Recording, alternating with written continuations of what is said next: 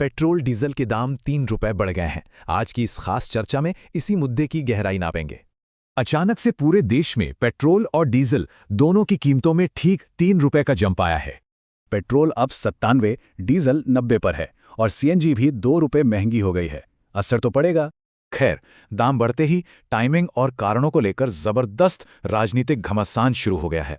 कांग्रेस का सीधा आरोप है कि सरकार ने इस वसूली के लिए बस चुनावों के खत्म होने का इंतजार किया।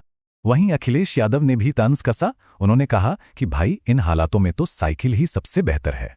शिवसेना से प्रियंका चतुर्वेदी ने पूछा कि 100 का आंकड़ा पहले कौन छुएगा, रुपया, डीजल या फिर पेट्रोल? डेरेक ओब्रायन का कहना है कि सरकार पहले वोट लेती है, फिर सीधे वहां चोट करती है जहां दर्द हो। केसी वेणुगोपाल का आरोप है कि सरकार का ये क्राइसिस मैनेजमेंट सिर्फ अरबपतियों को बचाता है, जनता तो परेशान है। अब विपक्ष इसे राजनीति बता रहा है, लेकिन सरकार ने सीधा इशारा वैश्विक भू राजनीतिक संकटों की तरफ किया है।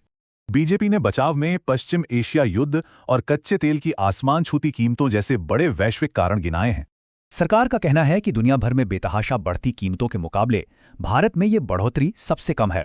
बीजेपी का दावा है कि जनता पर बोझ डालने से पहले शुरुआती आर्थिक झटका सरकार ने खुद झेला है। वैसे इस बढ़ोतरी से पहले ही पीएम मोदी ने देशवासियों से ईंधन बचाने की कई बार अपील की थी। राजनीति से हटकर देखा जाए तो इस महंगाई पर आम नागरिकों के रिएक्शंस काफी मिले-जुले और बिल्कुल अलग हैं। कई लोगों की साफ शिकायत है कि सैलरी तो बढ़ नहीं रही, लेकिन दूध, गैस और पेट्रोल सब महंगा है। सच तो ये है कि इस बढ़ते आर्थिक दबाव की सबसे तगड़ी मार सिर्फ मिडिल क्लास ही झेल रहा है।